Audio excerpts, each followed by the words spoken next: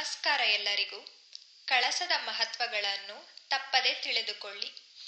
ಇವತ್ತಿನ ವಿಡಿಯೋದಲ್ಲಿ ಕಳಸದ ಸಂಪೂರ್ಣ ಮಾಹಿತಿಗಳನ್ನು ತಿಳಿಸ್ಕೊಡ್ತಾ ಇದ್ದೀನಿ, ಬನ್ನಿ.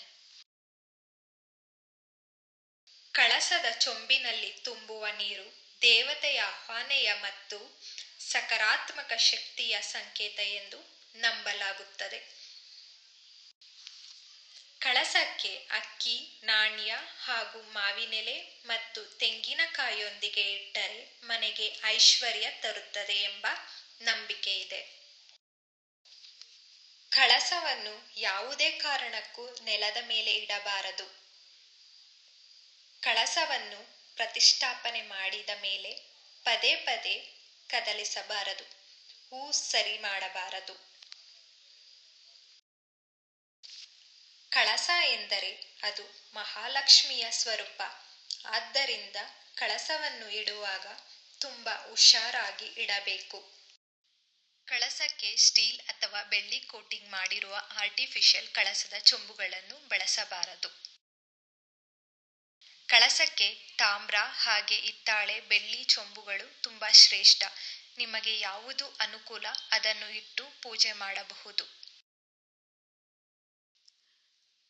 ನಿಮ್ಮ ಮನೆಯಲ್ಲಿ ಹಿರಿಯರು ಹೇಗೆ ಕಳಸ ಸ್ಥಾಪನೆ ಮಾಡಿ ಪೂಜೆ ಮಾಡುತ್ತಿದ್ದರೋ ಅದೇ ರೀತಿ ನೀವು ಕೂಡ ಪಾಲನೆ ಮಾಡುವುದು ಶ್ರೇಷ್ಠ.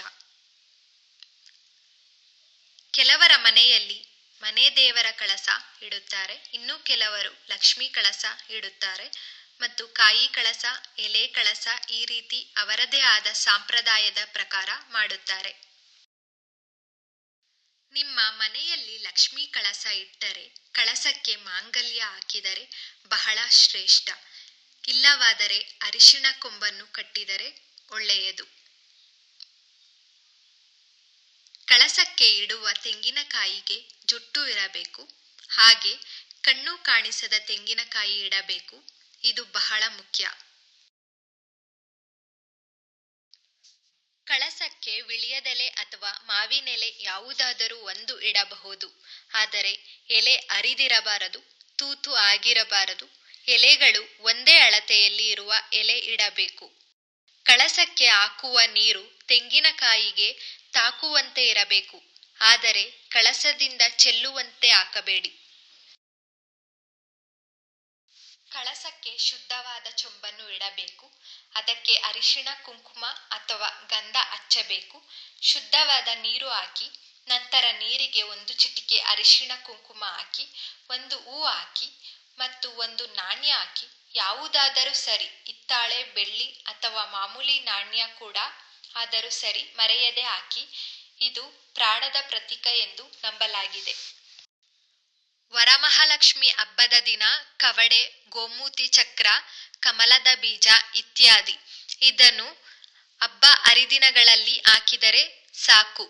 ಯಾವುದೇ ಕಾರಣಕ್ಕೂ ಕಳಸವನ್ನು ಮಂಗಳವಾರ, ಶುಕ್ರವಾರ, ಅಮಾವಾಸ್ಯೆ, ಹುಣ್ಣಿಮೆ, ಏಕಾದಶಿ ಹಬ್ಬದ ದಿನಗಳಲ್ಲಿ ಕಳಸ ಕದಲಿಸಬಾರದು. ಕಳಸವನ್ನು ಒಂದು ದಿನ ಮುಂಚಿತವಾಗಿ ತೆಗೆದು ಸ್ವಚ್ಛ ಮಾಡಿ ಈ ದಿನಗಳಲ್ಲಿ ಕಳಸ ಸ್ಥಾಪನೆ ಮಾಡಿ ಮನೆಗೆ ಬಹಳ ಒಳ್ಳೆಯದು. ಕಳಸವನ್ನು ಕದಲಿಸುವಾಗ 3 ಸಲ ಬಲಕ್ಕೆ ಸರಿಸಿ ನಂತರ ತೆಗೆಯಬೇಕು.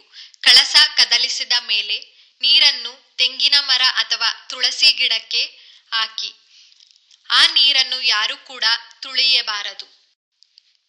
ಈ ಎಲ್ಲ ನಿಯಮಗಳನ್ನು ಪಾಲಿಸಿ ಮನೆಯಲ್ಲಿ ಕಳಸವನ್ನು ಇಟ್ಟರೆ ಮಹಾಲಕ್ಷ್ಮಿ ಸದಾ ಮನೆಯಲ್ಲಿ ವಾಸಿಸುತ್ತಾಳೆ.